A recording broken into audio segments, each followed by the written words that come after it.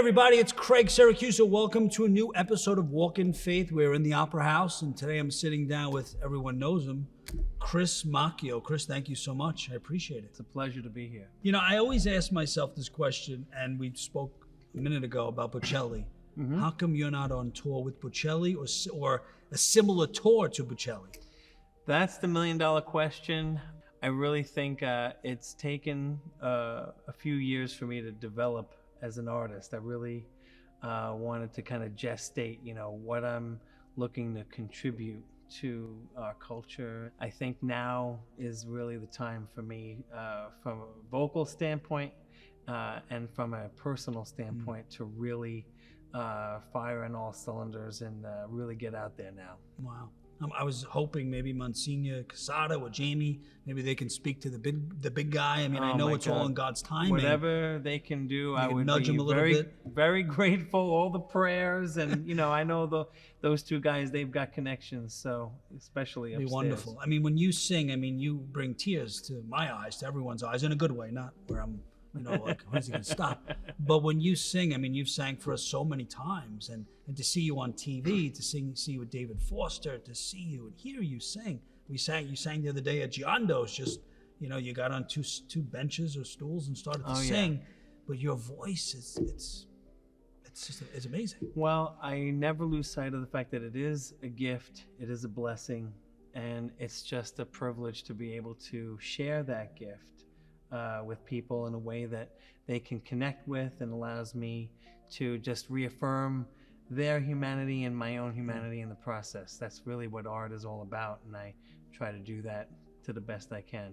You do, and you mentioned gift. We obviously we're friends, so we know the gift comes from God. When did you discover that gift? I was 15, and I was in chorus just to satisfy a Regents diploma requirement. And one day, our choir director asked each of us to sing by ourselves. And when it came my turn, I said, no way. And he was kind enough to let everybody leave the room at the end of class and to have me sing then.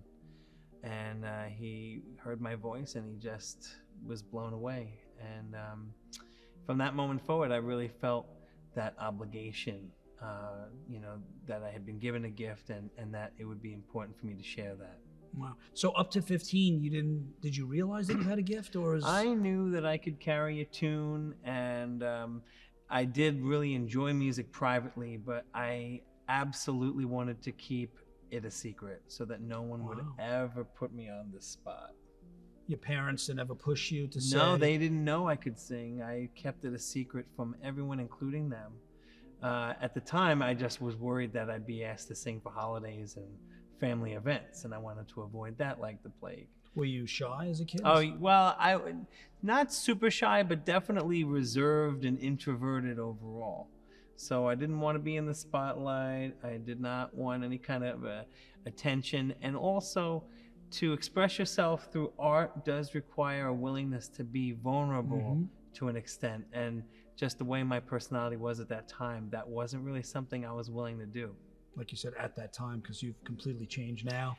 Well, you're very outgoing. It's only because I have been blessed with the opportunity to connect with people through music.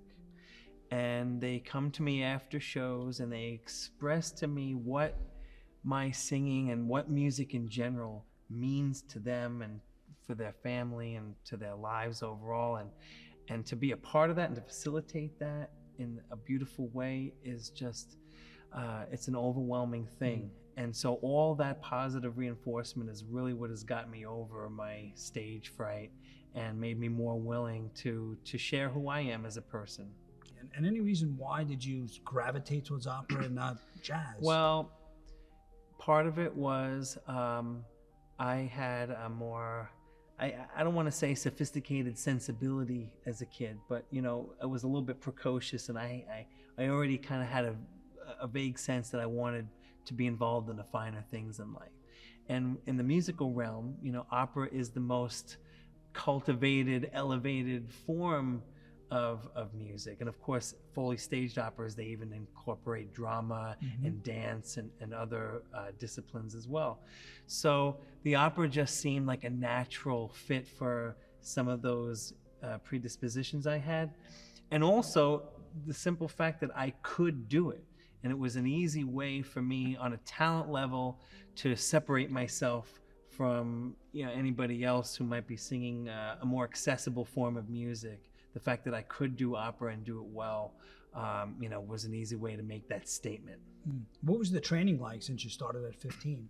Right after I got discovered, I actually auditioned for a music summer camp, and that audition, the people were just beside themselves. I was only 15 and I had this voice.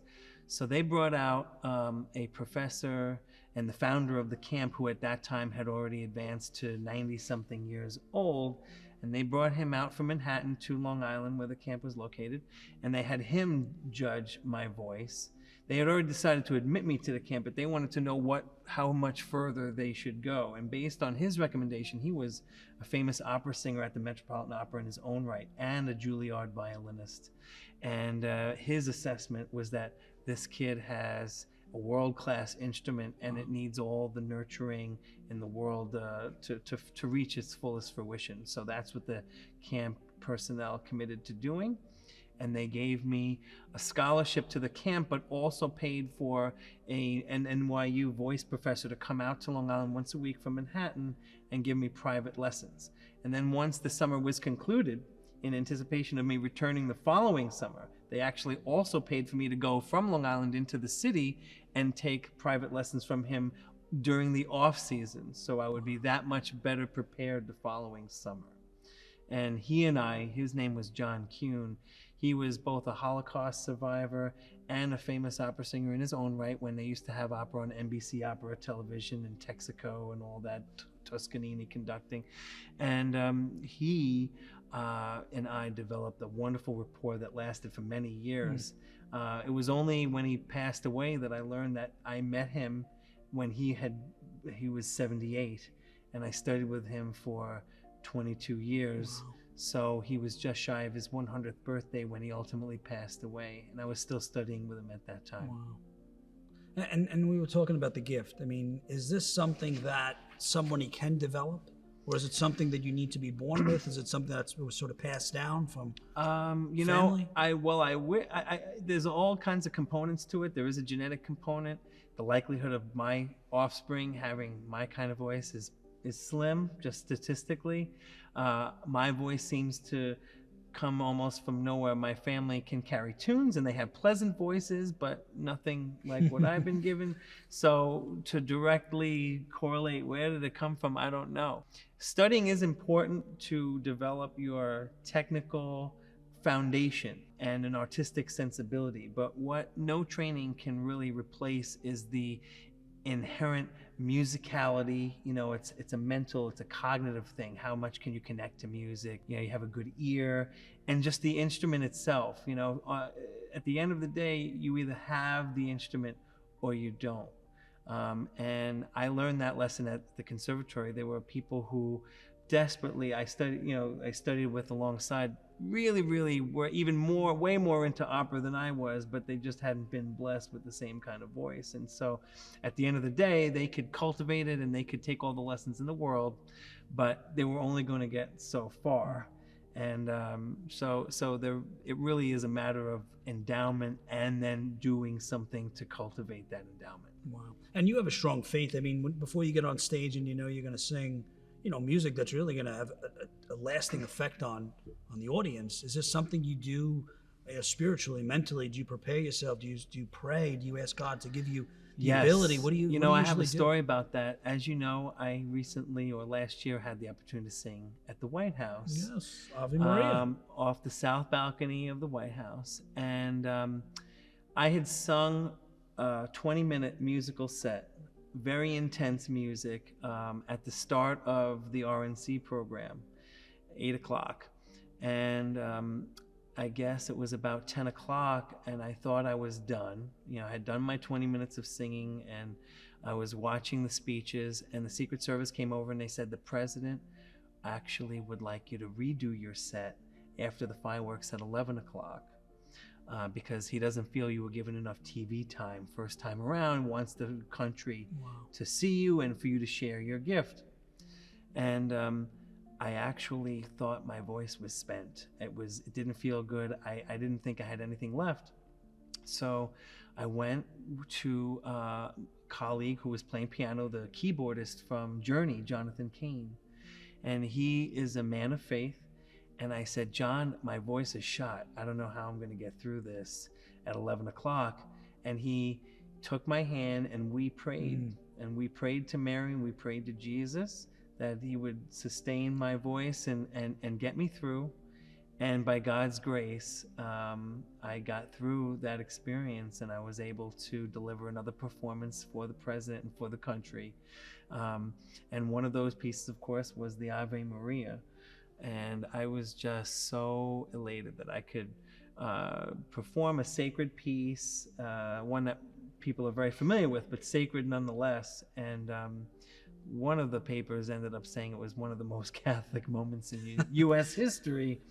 And I did actually get a FaceTime from Monsignor Jamie and Monsignor Casado over that. That's our boy. That's great. What did it feel like after you sang that song?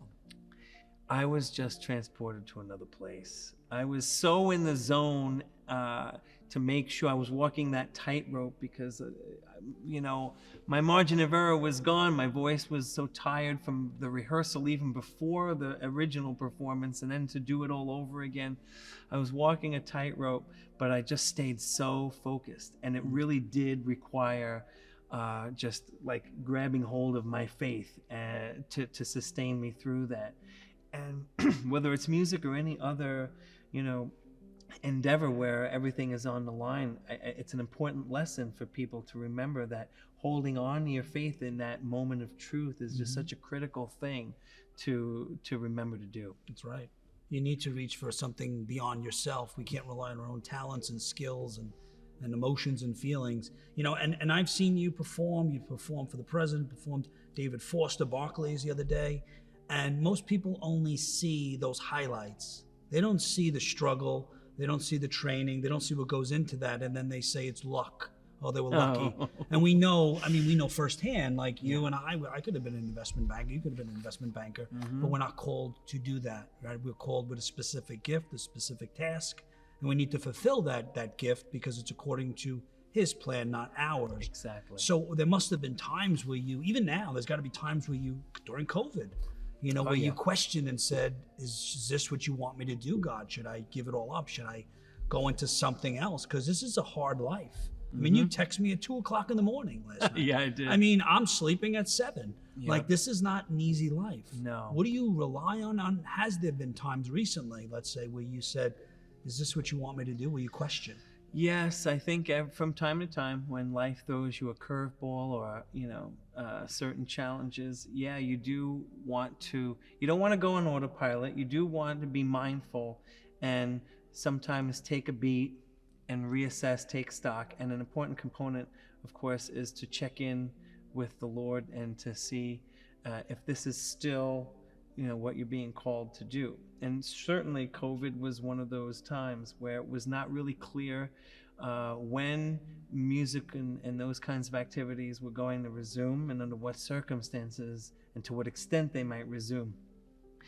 And, I had certain thoughts, but at the end of the day, I knew that something so sublime and uplifting as music was going to have a place in our society.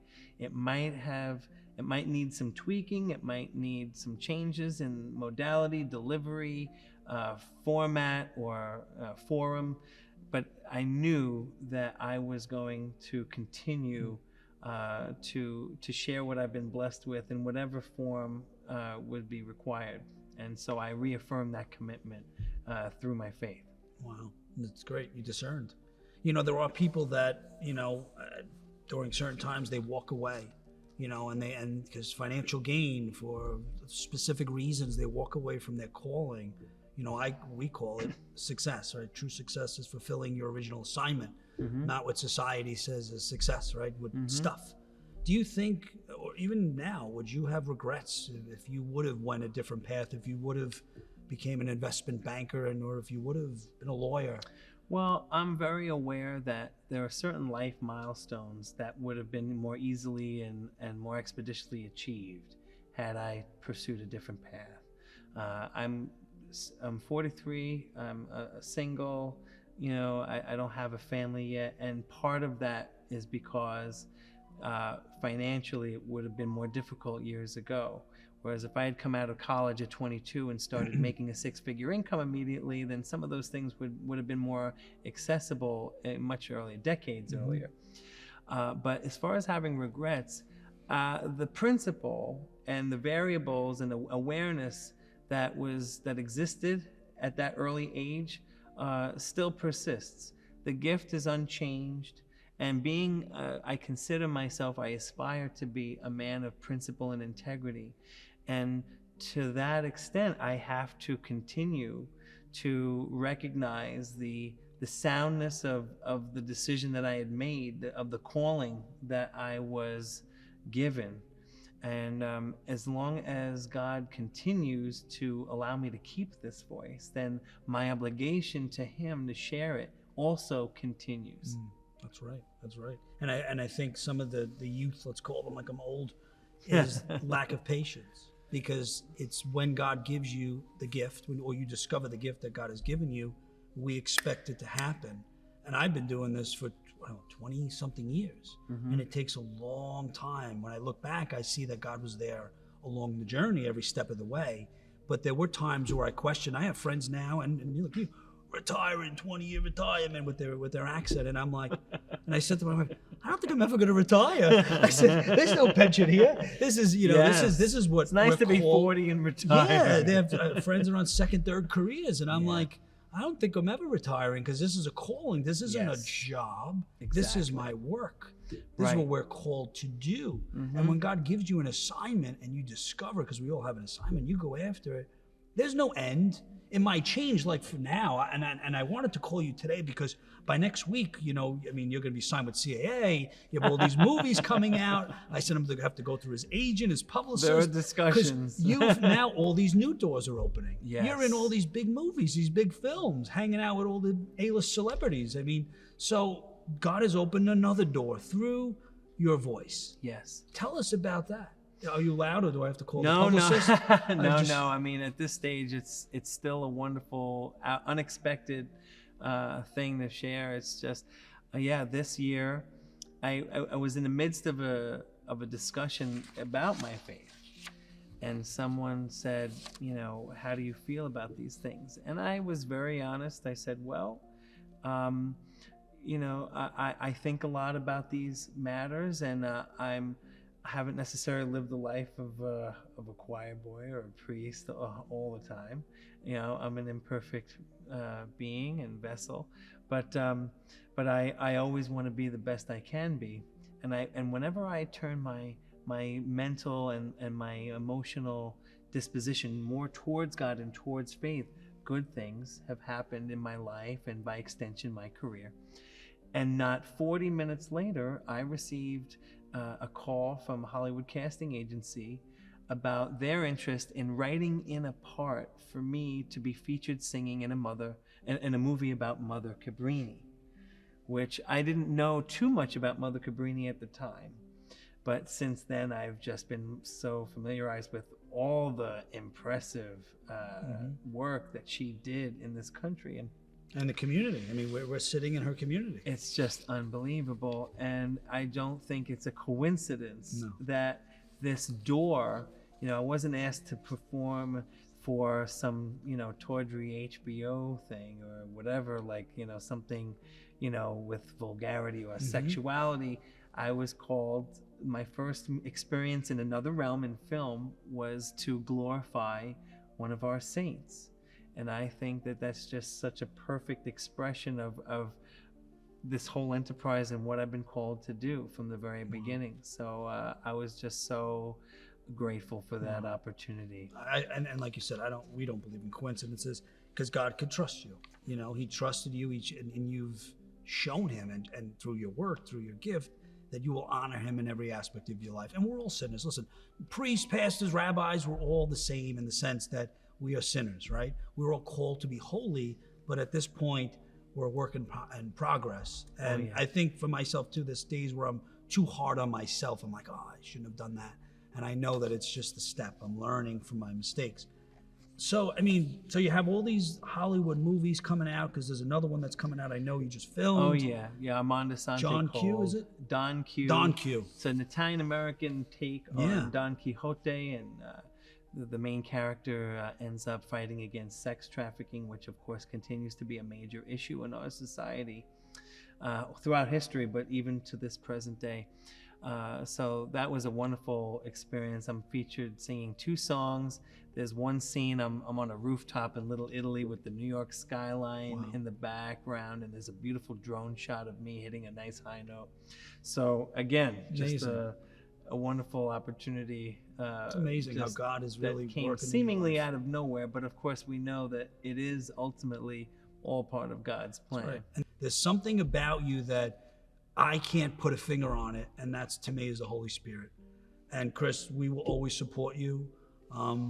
We're here to help you as much as we possibly can. We will always pray for you, I can tell you that. Well, I feel the same way. Whatever I can do to further the aspirations and the noble goals of the diocese, of the overall Catholic Church, and of God himself, that's really my obligation to make myself available for that. So I appreciate your fellowship and partnership. Thank you. And you're like you said, you are just the way you carry yourself, the way you show and prove that the gift that you have been given, and the way you use it to fulfill God's mission and God's plan without an agenda, is something we can all learn from. So thank you very much, Chris. No, thank you. My pleasure. Guys, I hope you enjoyed today's episode of Walk in Faith. Always remember, you have the ability to inspire and evangelize through your words and actions. God bless you.